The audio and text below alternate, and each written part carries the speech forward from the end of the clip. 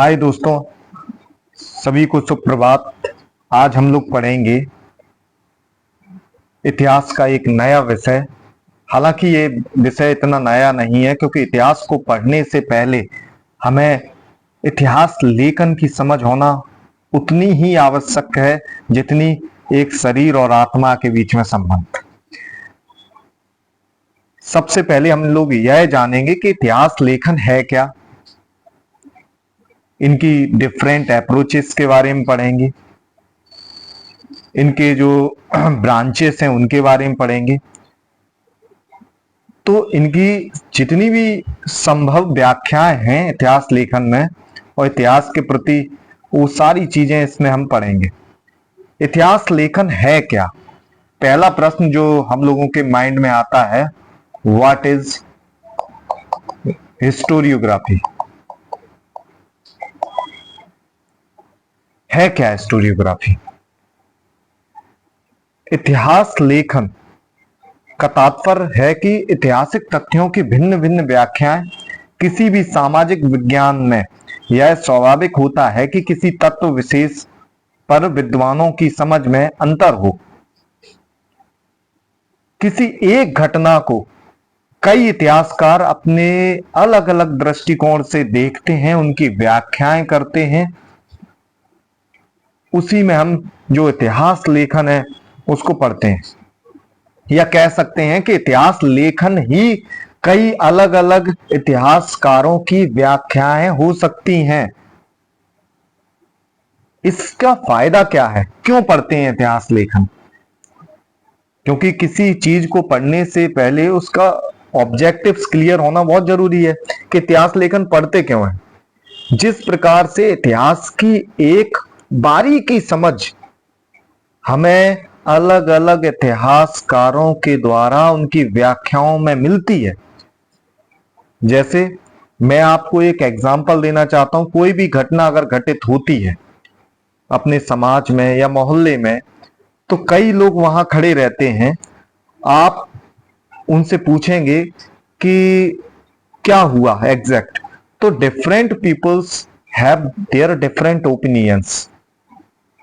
अलग अलग लोगों के अपने अलग अलग विचार होते हैं और वो सभी आपको फैक्ट से अवगत कराएंगे कि वास्तविक हुआ क्या, और उन सब फैक्ट्स को लेकर आप अपनी खुद की जो समझ विकसित करोगे।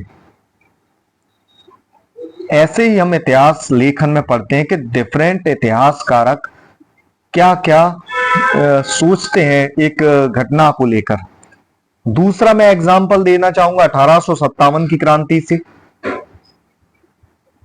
जहां पर उसके कारणों की विवेचना अलग अलग इतिहासकारकों ने अलग अलग की है। जैसे फॉर एग्जांपल मैं आपसे कहूं कि टी.आर. होम्स कहते हैं कि यह सभ्यता और बर्बरता के बीच का युद्ध था। यह सभ्यता और बर्बरता, it was the battle between the barbarism and the civilized people.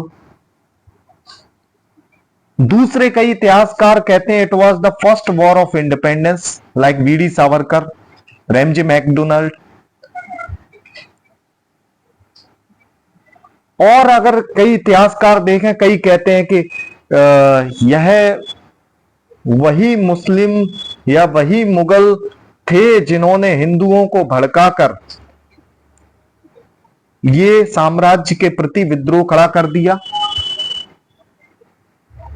तो इस तरीके से इतिहास लेखन में कहा जाए, और E.H. कार भी अपनी पुस्तक में व्हाट इज हिस्ट्री में यह दर्शाने का प्रयास करते हैं कि ऐतिहासिक तत्व एक ही होता है, परंतु उस तत्व का अलग अलग विद्वान अलग अलग प्रकार से विश्लेषण प्रस्तुत करते हैं। मुझे लगता है कि आप मेरी बात को समझ रहे होंगे और उसकी जो बारीकियां हैं इतिहास लेखन की, उसको तक पहुंच रहे होंगे। प्राचीन भारत के ऐतिहासिक लेखन को उपयुक्त संदर्भ में समझने की आवश्यकता है। इसमें अनेक प्रकार के दृष्टिकोण भी हैं, आपको उन दृष्टिकोण को समझना है। E.H. कार अपनी जैसे किताब में लिखते हैं कि कोई भी जैसे तालाब है, इतिहासकार मछुआरा है, तो अगर इतिहासकार जाता है उसके जो जाल में कौन से फैक्ट फंसते हैं, कौन सी मछली फंसती है, उसी को लेकर वो व्याख्या करना शुरू कर देता है और अपने निष्कर्षों पर पहुंच जाता है। ये ईएचकार कहते हैं। आगे की अगर हम देखें व्याख्या कि इसकी डिफरेंट अप्रोचेस क्या हैं, किसकी, हिस्टोरियोग्राफी की। जैसे पहली जो हमारी नजर में आती है वो है साम्राज्यिक दृष्टिकोण, इंपीरियलिस्ट पर्सपेक्टिव।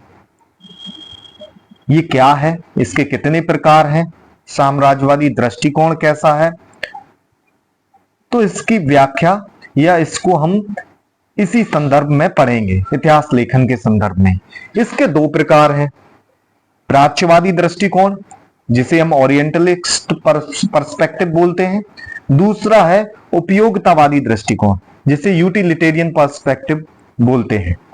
सिंपल भाषा में साम्राज्यवादी दृष्टिकोण के दो पहलू हैं या दो पार्ट्स हैं, प्राच्यवादी और उपयोगितावादी दृष्टिकोण। We can first explain orientalist perspective क्या है और व्हाट इज ओरिएंटलिस्ट पर्सपेक्टिव।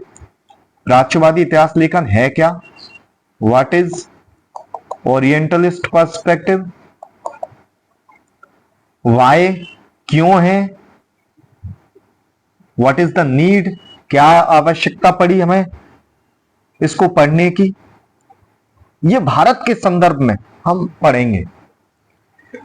प्राच्यवादी वो लोग थे जो भारतीय परंपराओं, भारतीय कल्चर, भारतीय लिटरेचर को पढ़कर, उनको समझकर एक बेहतर एडमिनिस्ट्रेशन स्थापित करना चाहते थे भारतीयों पर। जैसा कि एशियाटिक सोसाइटी ऑफ बंगाल जिसकी स्थापना सर विलियम जोन्स करते हैं 1784 में, ये भी एक प्राच्यवादी थे। इनका सबका सीधा सा ये मतलब था कि हम भारतीयों पर उनको बिना जाने प्रशासन कैसे कर सकते हैं, इसीलिए उन्होंने यह दृष्टिकोण अपनाया कि हम भारत की परंपरा, भारत का कल्चर, भारत की कल्चर और संस्कृति को पढ़ेंगे, उसको जानेंगे, देन एक सुचारू रूप से हम उस पर शासन कर सकते हैं। आप लोगों को ये लग रहा होगा कि ये दृष्टिकोण तो ठीक है, ऐसा ही जो सिमिलर दृष्टिकोण है, जैसे कि व्हेन जो फ्रांसीसी थे कॉलोनाइज करना चाहते थे अफ्रीका को, then they studied African tribes by Ibn Khaldun books. Ibn Khaldun के जो इतिहास को उन्होंने पढ़ा, जाना, वहां के कल्चर को जाना अफ्रीकन्स के, then they decided to colonise. यानी किसी भी शासित प्रजा को सही समझे बिना उन पर प्रशासन करना बहुत कठिन हो जाता था, इसीलिए ये वाला ओरिएंटलिस्ट पर्सपेक्टिव की जो विचारधारा है इसको बल मिला। और इसके प्रमुख कई सारे जो इसको फॉलो करने वाले लोग भी थे, जैसे विलियम जोन्स ही थे। और आगे जब इसको विस्तार देंगे तब इसके बारे में और पढ़ेंगे कि और कौन कौन से लोग थे जो प्राच्यवादी भाषा को प्राच्यवादी दृष्टिकोण को पोषित करते थे। जैसे प्राच्यवादी ओरिएंटलिस्ट पर्सपेक्टिव में इसका प्रारंभ ब्रिटिश विद्वानों ने किया जो भारत में अधिकारी के रूप में कार्य कर रहे थे। जैसे कौन कौन से वो विद्वान थे, विलियम जोन्स के बारे में हम व्याख्या कर चुके हैं, हालेट थे, विल्किंस था, कॉलब्रुक था, कनिंगम थे। ये सभी विद्वान जो ओरिएंटलिस्ट अप्रोच के समर्थक थे, ये चाहते थे कि भारतीयों पर शासन, भारतीयों को समझ, भारतीयों के प्रति समझ विकसित करके और सुचारू रूप से चला सकते हैं। फिर इसी को ध्यान में रखते हुए एशियाटिक सोसाइटी की स्थापना 1784 में सर विलियम जोन्स के द्वारा होती है। मेनली जो ये अप्रोच है ये 18वीं शताब्दी में आरंभ हुई थी। इन विद्वानों को प्राच्यवादी कहा गया क्योंकि इन्होंने भारतीय अतीत और संस्कृति में गहरी रुचि ली, जैसा कि मैं आपको पहले बता चुका हूं और इस स्लाइड में भी मैं मेंशन किया हूं, आप पढ़ लेना। तो जैसे ये विलियम जोन्स ने शुरू की, इसमें कई सारे यूरोप के और भी विद्वान थे, वो इसमें रुचि लेने लगे। इसके बाद यूरोप में प्राच्यवाद के अध्ययन के 3 प्रमुख केंद्र विकसित हुए, ब्रिटेन, जर्मनी और रूस।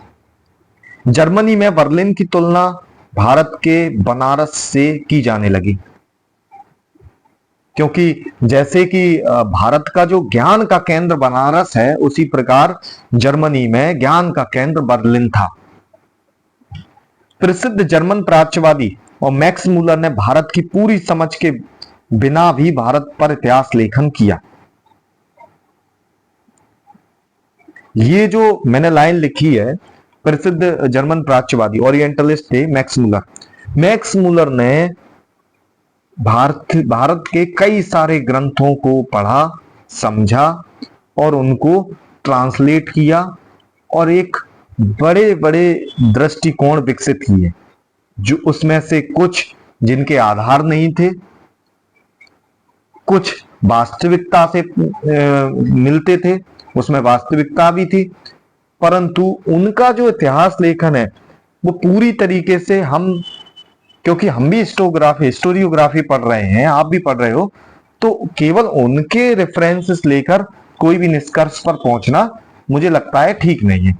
पर हाँ, उन्होंने एक प्राच्यवादी दृष्टिकोण को पोषित किया और हमारे संस्कृति कल्चर को पढ़ने का प्रयास किया। मुझे याद है एक बार मैक्स मूलर ने यह भी बोला था कि भारत में हम क्रिश्चियन मिशनरीज को भेज रहे हैं, जबकि भारत ज्ञान, परंपरा और शिक्षा में इतना प्रोग्रेसिव था प्राचीन भारत में कि वहां हमारे क्रिश्चियन मिशनरीज भेजना एक बुद्धिमानी नहीं है, एक बेवकूफी है।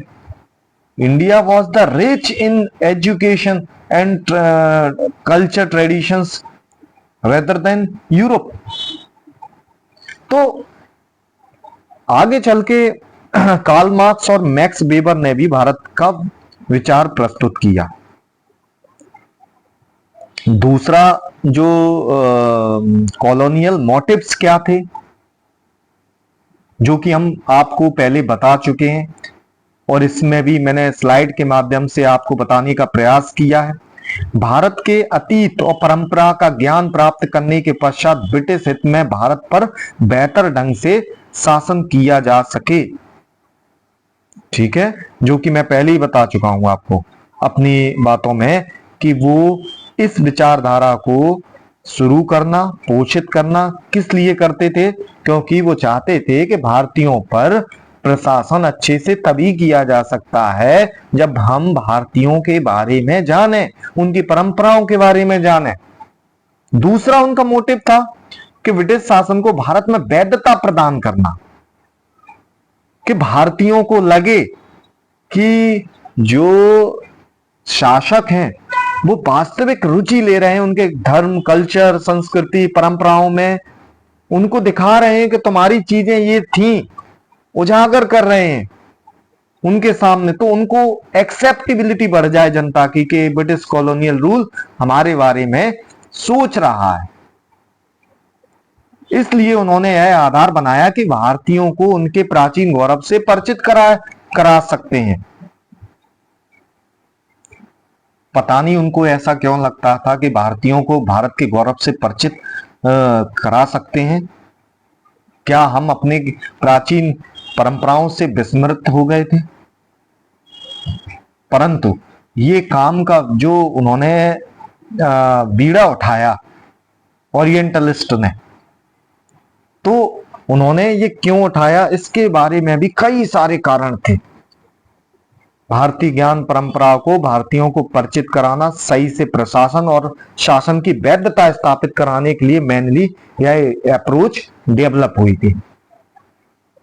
प्राच्यवादियों का हम पूरी तरीके से योगदान को नकार नहीं सकते, हालांकि उनका कोई भी मंतव्य रहा हो ये विचारधारा डेवलप करने का भारत में, परंतु उनका कोई कंट्रीब्यूशंस भी रहे हैं, उनके कंट्रीब्यूशंस भी भारत के इतिहास में रहे हैं। जैसे विलियम जोन्स ने 1784 में एशियाटिक सोसाइटी ऑफ बंगाल की स्थापना की। ये तो आप सभी को पता होगा और मैं ऊपर बोल भी चुका हूं कि एशियाटिक सोसाइटी ऑफ बंगाल, जिसने हमारे भारतीय प्राचीन परंपराओं, भारतीय ज्ञान, ये सबको दोबारा से बताने का प्रयास किया। कई सारी ग्रंथ थे उनको ट्रांसलेट करने का काम किया। कई सारी पांडुलिपियां थी जो कि जनता के डोमेन में नहीं थी, जनता के पहुंच में नहीं थी, उनको एक विस्तार दिया। ये भी प्राच्यवादियों का काम था। इसके आगे Bambai Asiatic Society of Bengal, Asiatic Society की भी स्थापना हुई इसी की तर्ज पर। इन संस्थाओं के द्वारा भारत के प्राचीन ग्रंथों की खोज हुई। जैसा कि मैं बता चुका हूं आपको कि इनने भारतीय प्राचीन ग्रंथों की भी खोज की। कई सारी ऐसी पांडुलिपियां थी जो मंदिरों में, कहीं गुप्त जगहों पर रखी गई थी, जिनकी लोगों तक कोई पहुंच नहीं थी। उनको भी सबके सामने लाने का प्रयास ओरिएंटलिस्ट ने किया। इनमें से कई का यूरोपीय भाषाओं में अनुवाद भी किया। इन ग्रंथों के आधार पर प्राचीन भारत के इतिहास को समझने का प्रयास किया गया। ये मेनली इनके कंट्रीब्यूशंस थे प्राच्यवादियों के। आगे हम देखते हैं कि न केवल साहित्यिक ग्रंथों का बल्कि पुरातत्व के महत्व को भी उद्घाटित करने का श्रेय भी प्राच्यवादियों को दिया जा सकता है। आगे हम देखते हैं कि 1871 में पुरातात्विक सर्वेक्षण विभाग, आर्कियोलॉजिकल सर्वे ऑफ इंडिया का गठन हुआ और इसके अध्यक्ष अलेक्जेंडर कनिंघम को बनाए गए। आप सभी जानते हैं अलेक्जेंडर कनिंघम को। इन्होंने भी भारतीय इतिहास को एक दूसरे तरीके से उजागर करने का प्रयास किया। इन्होंने उत्खनन, पुरातात्विक चीजों का सहयोग लेकर भारत के जो पुराने मॉन्यूमेंट्स, स्टैच्यूज जो जमीन के अंदर थे या जिन तक भारतीयों की पहुंच नहीं थी, उनको बताने का प्रयास किया। इस विभाग ने सिक्कों, कौन सा विभाग? Archaeological survey of India. इस विभाग ने सिक्कों, अभिलेखों, स्मारकों का संग्रह और अध्ययन प्रारंभ किया। इसी कारण कनिंघम को भारतीय पुरातत्व का जनक कहा जाता है। Cunningham is regarded as the father of archaeology in India. आगे हम इसी क्रम में देखते हैं कि ब्रिटिश द्वारा जियोलॉजिकल सर्वे ऑफ इंडिया की स्थापना की गई। इस विभाग ने आदि मानव के संबंध में अनेक खोजें की। इसी क्रम में विद्वान रॉबर्ट ब्रूसफुट ने मद्रास के निकट पल्लवरम नामक स्थान से पत्थर का एक हस्त कुठार की खोज की। यहीं से शुरुआत होती है हमारे पुरातत्व इतिहास की। इन्होंने पहली जो कुल्हाड़ी खोजी, रॉबर्ट ब्रूसफुट, इन्होंने वो कुल्हाड़ी खोदी। इससे हमें ये पता चल पाया कि हम कितने प्राचीन औजारों का प्रयोग करते थे फ्रॉम प्रिमिटिव सोसाइटी, यानी इन द प्रिमिटिव सोसाइटी, यानी पुरापाषाण काल में हम किन किन औजारों का प्रयोग करते थे, उसकी जानकारी हमें यहां से ही मिलना शुरू हो जाती है। इस खोज से भारत में पूर्व ऐतिहासिक काल की संपूर्ण समझ ही बदल गई। तो एक नया अध्याय जुड़ गया इतिहास में। ये ओरिएंटलिस्ट का सबसे बड़े कामों में से एक था कि अब हम न केवल साहित्यिक स्रोत पर जो पहले डिपेंड थे या निर्भर थे, अब हम पुरातात्विक साक्ष्य भी मिलने लगे।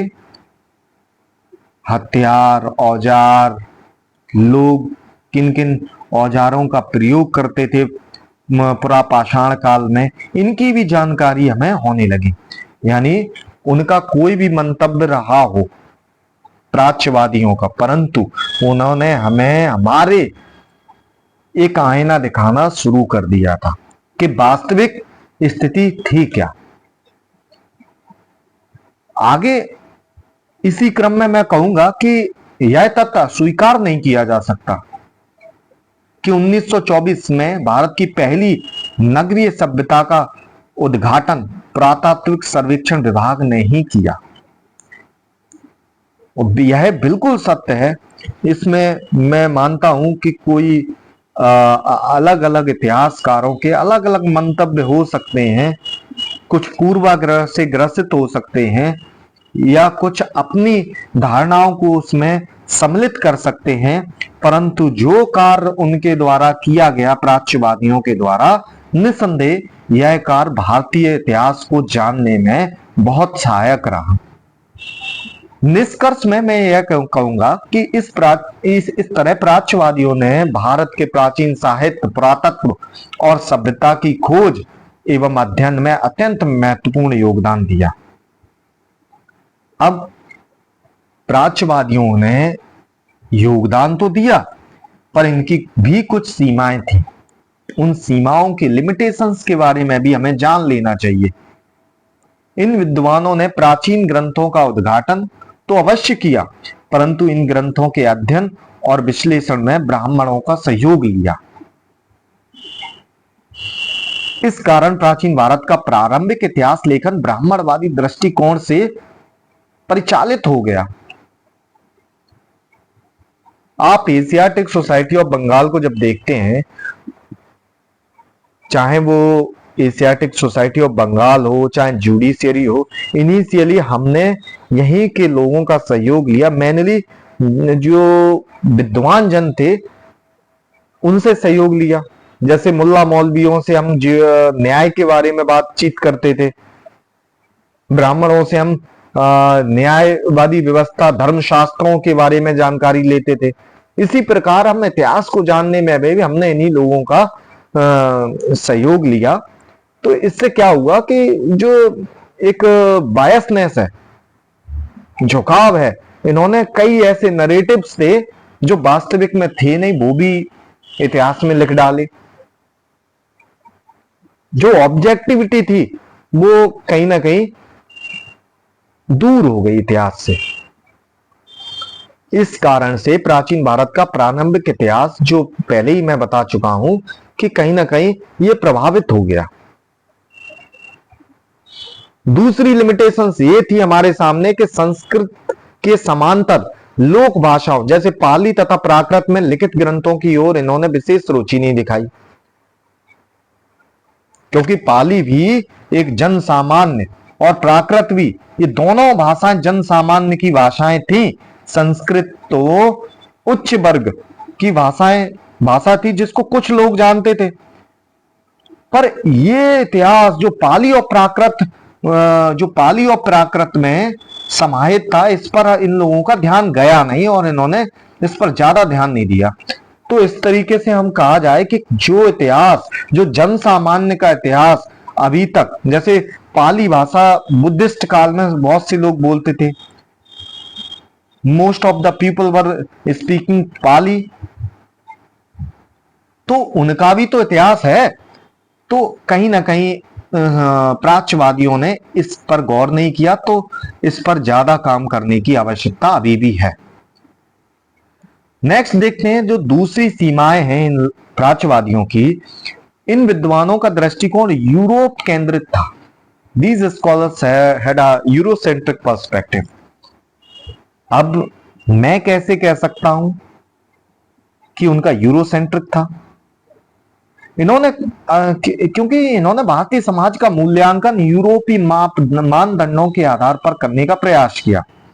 फॉर एग्जाम्पल, चार्ल्स डिकिंसन कहता है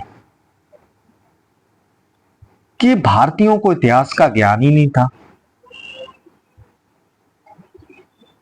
हम ही आए तब इनको इतिहास का ज्ञान हुआ। जबकि हमारे प्राचीन भारत में इतिहास लेखन के कई सारे हमें साक्ष्य मिलते हैं। हर्ष चरित्र जो बाणभट्ट ने लिखी, एक ऐतिहासिक ग्रंथ है।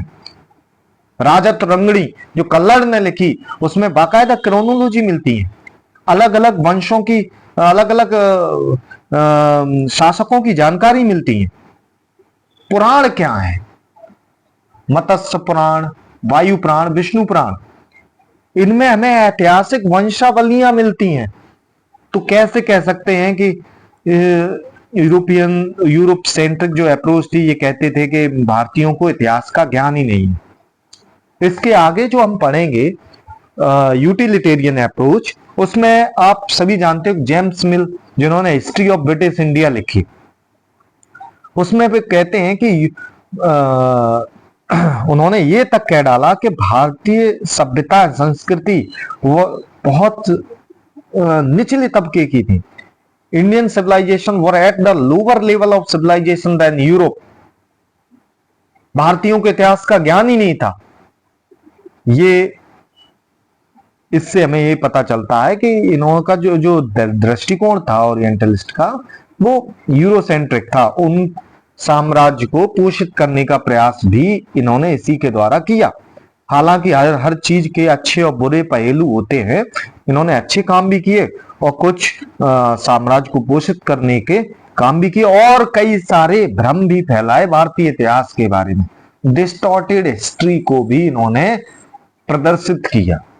हालांकि बाद में जब हमारे जो इतिहासकारक, जो नई विचारधारा पनपती है, उसमें हमने इन सभी लोगों का बहुत अच्छे से खंडन किया है। केपी जायसवाल, हिस्ट्री ऑफ धर्मशास्त्र पीवी कांडे, इन सभी ने जो भी भ्रम इनके द्वारा फैलाए गए, हमने उनका सबूत सहित खंडन किया। आगे इसी क्रम में उन्होंने भारत को संतों, सपेरों, मदारियों का देश घोषित करने का भी प्रयास किया। जैसा कि मैंने कहा है कि जेम्स मिल कहते हैं कि भारत अंधविश्वासों का देश है। क्या भारत संतों सपेरों का ही देश था? क्या यहां इतिहास लेखन की परंपरा नहीं थी? क्या लोगों को इतिहास की जानकारी नहीं थी? ऐसा कहना मुझे लगता है बहुत ही गलत है।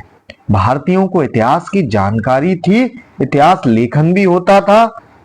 राजा अपने दरबार में जो दरबारी साहित्यकार, इतिहासकार होते थे, वो भी इतिहास लिखते थे। लोक इतिहास लिखा जाता था।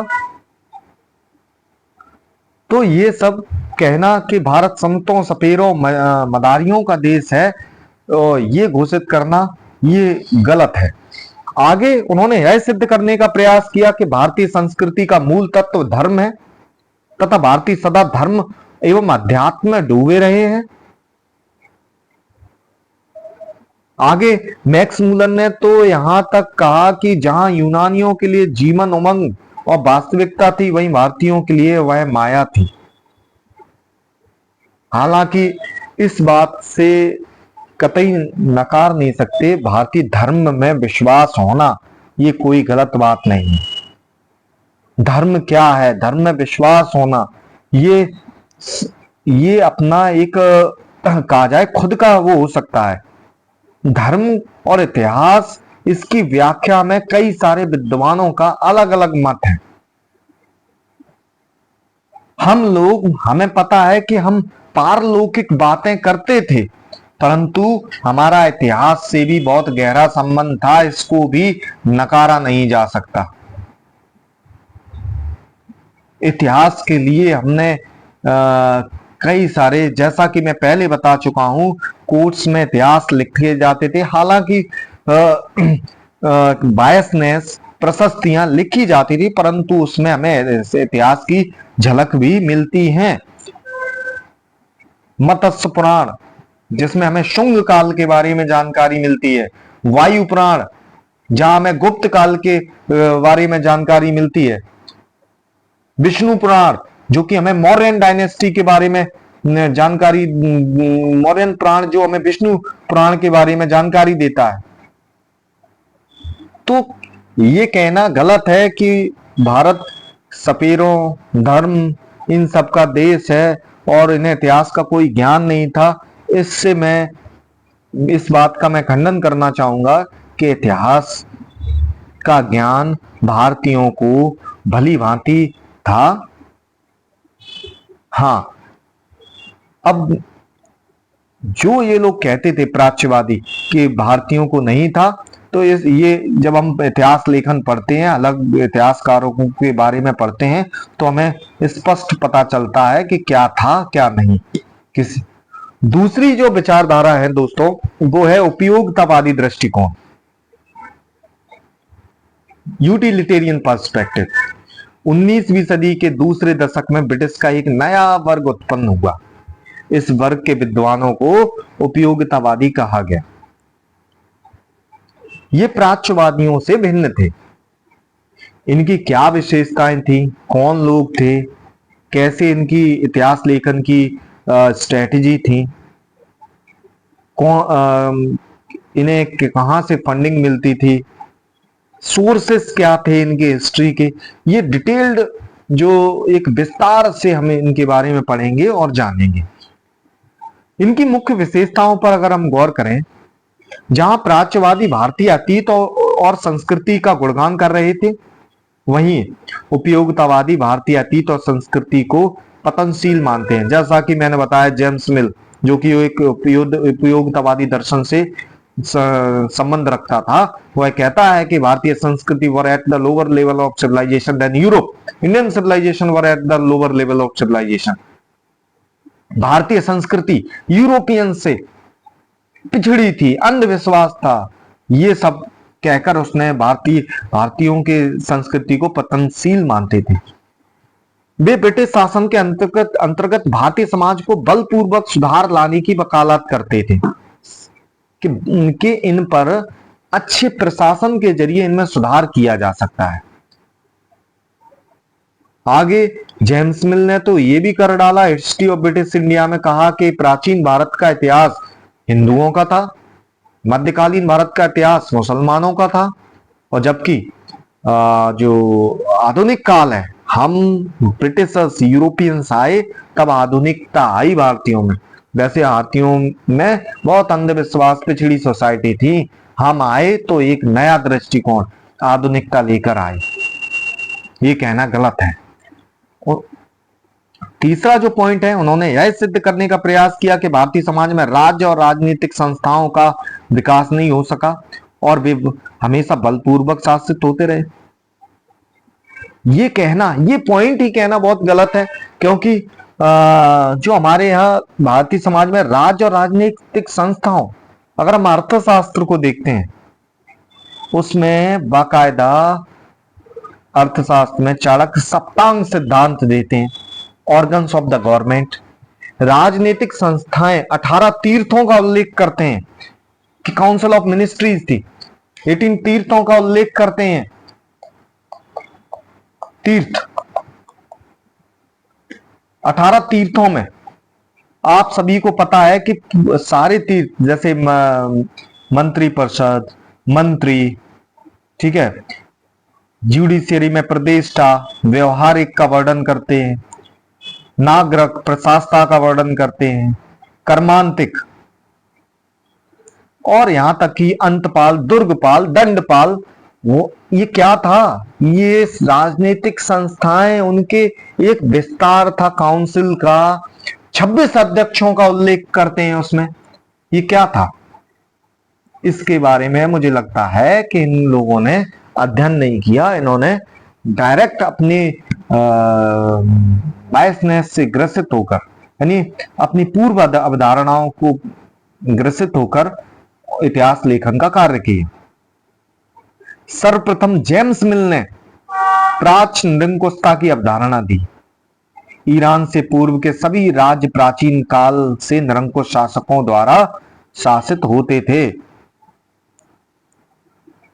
आगे जेम्स मिल इस विचारधारा के आगे चलकर मार्क्स द्वारा प्रतिपादित एशियाई उत्पादन प्रणाली की अवधारणा का आधार प्रदान किया गया।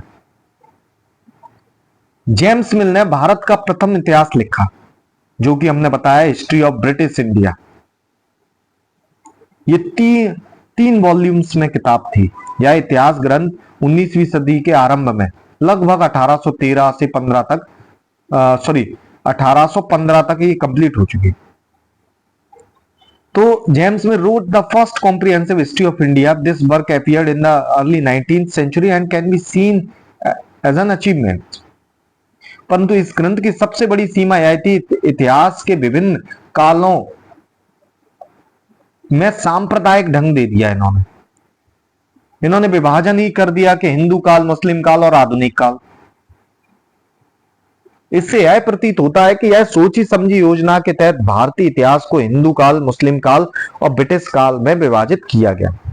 इस नामांकन का खंडन निम्नलिखित आधारों पर किया जा सकता है, जो मैं बता ही चुका हूं, आपको व्याख्या दे चुका हूं इसकी, कि why not the Hindu period. क्या हिंदू पीरियड इन्होंने जो एंशिएंट हिस्ट्री का दिया, क्या वहां अन्य शासक शासन नहीं करते थे? क्या हिंदू पीरियड में केवल हिंदू ही थे? प्राचीन काल के लोग स्वयं को हिंदू नहीं मानते थे, बल्कि पहली बार 8वीं सदी में अरब वालों ने सिंधु प्रदेश के आसपास निवास करने वाले लोगों को सिंधु शब्द का प्रयोग किया, फिर सिंधु शब्द ही हिंदू शब्द में विकसित हुआ। तो निष्कर्ष ये निकाला जा सकता है इससे कि हिंदू काल जैसा नामांकन उचित ही नहीं जो इन्होंने किया है। धर्म के केंद्र को में रखकर दिया गया यह नामांकन सही नहीं है, गलत है यह नामांकन, क्योंकि ब्राह्मण धर्म के समांतर बौद्ध और जैन धर्म जैसी विरोधी पंथ भी अस्तित्व में थे। जहां हम देखते हैं प्राचीन भारत में 6th सेंचुरी BC, जहां पर 2 नए जैनिज्म और बुद्धिज्म का जन्म हो रहा है, महाजनपद काल में रिपब्लिक्स भी थे, उसकी व्याख्या करना इन्होंने ठीक नहीं समझा कि भारत में गणतंत्र प्रणाली भी विकसित थी। मल्ल गणराज और Vaishali,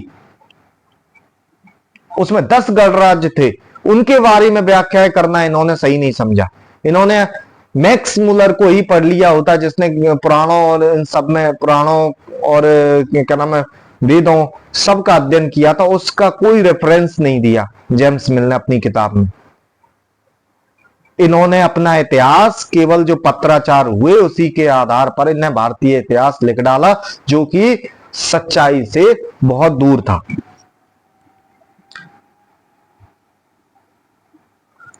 why the Muslim period? अब वो कहते हैं कि मेडाइवल पीरियड मुस्लिम पीरियड था। इतिहास बहुसंख्यक प्रजा से बनता है, ना कि अल्पसंख्यक शासक वर्ग से।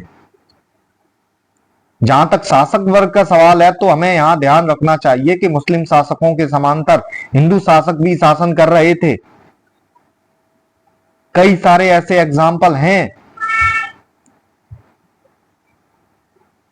जो हमें ये बताते हैं। कई राजस्थान में तो कई सारे ऐसे शासक थे जो मुस्लिम पीरियड में भी शासन करते रहे, बराबर संधियां करते रहे।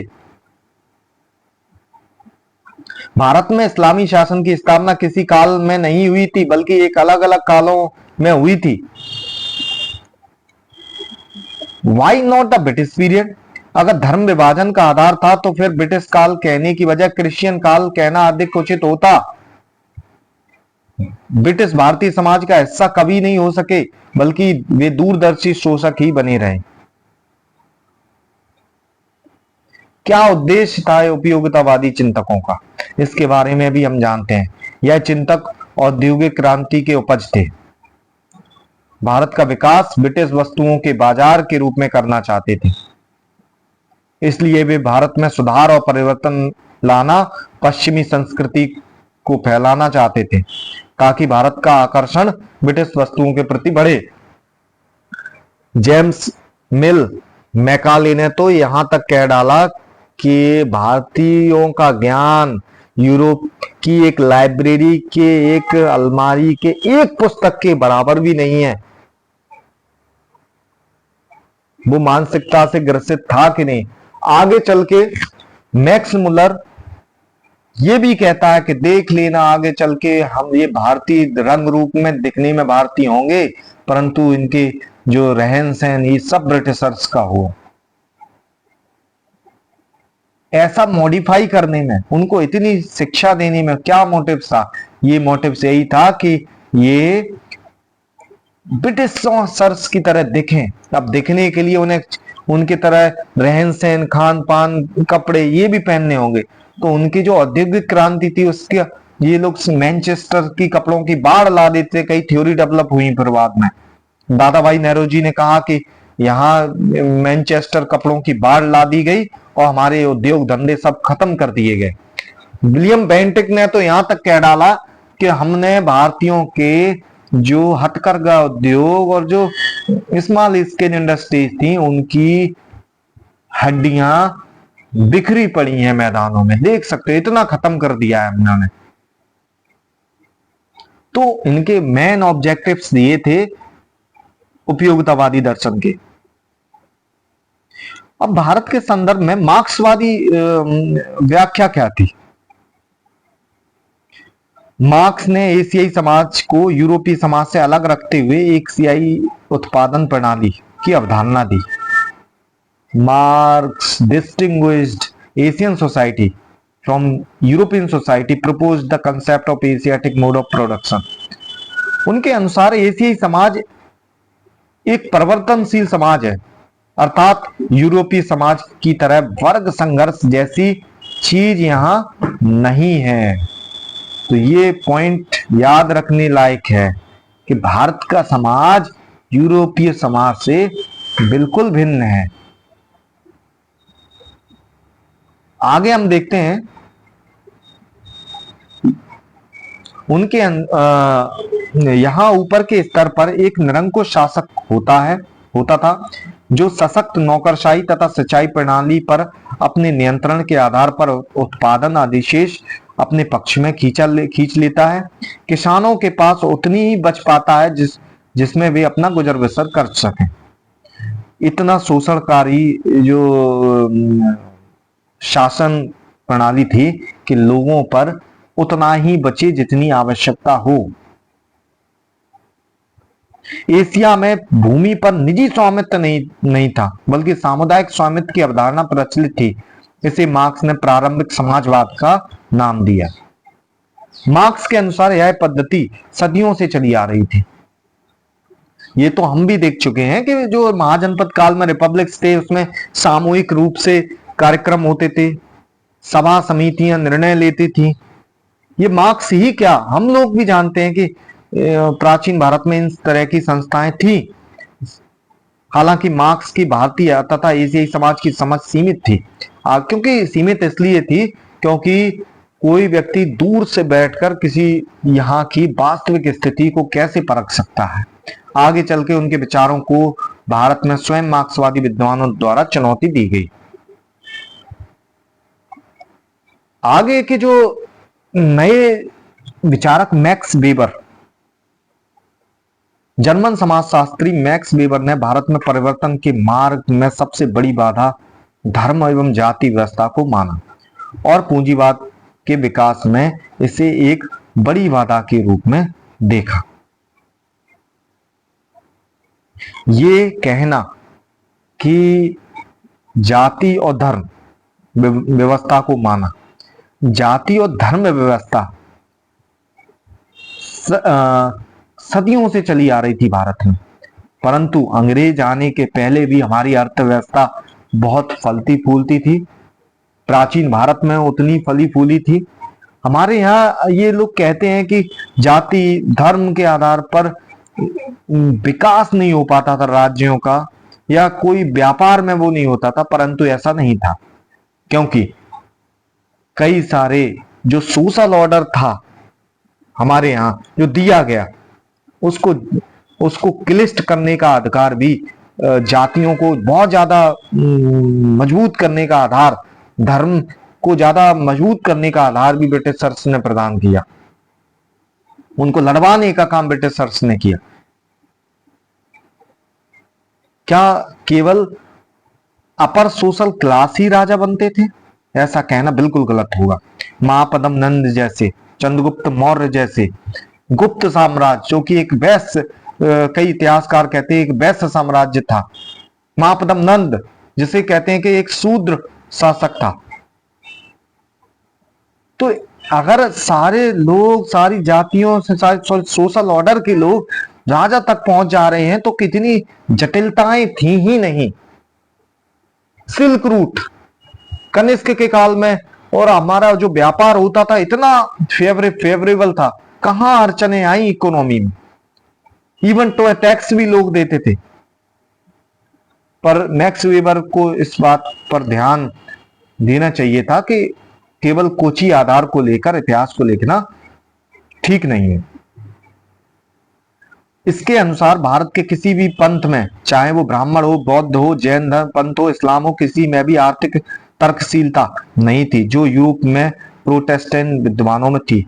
परंतु आगे मार्क्सवादी लेखकों ने इस अवधारणा को अस्वीकार करते हुए यह दर्शाया कि प्राचीन काल में बौद्ध जैन पंथ ने नगरीय व्यवस्था को प्रोत्साहन किया। ये बात बिल्कुल सत्य है, इसमें कोई, क्योंकि जो सेकेंड अर्बनाइजेशन 6th सेंचुरी में शुरू हो रहा है उस समय ही तो बौद्ध जैनिज्म थे, ये भी पनप रहे थे। इन्होंने उस सभ्यता को पोषित किया, अर्बनाइजेशन को। इसलिए मैं मैक्स वेबर की बातों पर ज्यादा ध्यान नहीं देता, क्योंकि भारत की संस्कृति, भारत की जो इतिहास लेखन की परंपराएं बहुत रिच रही।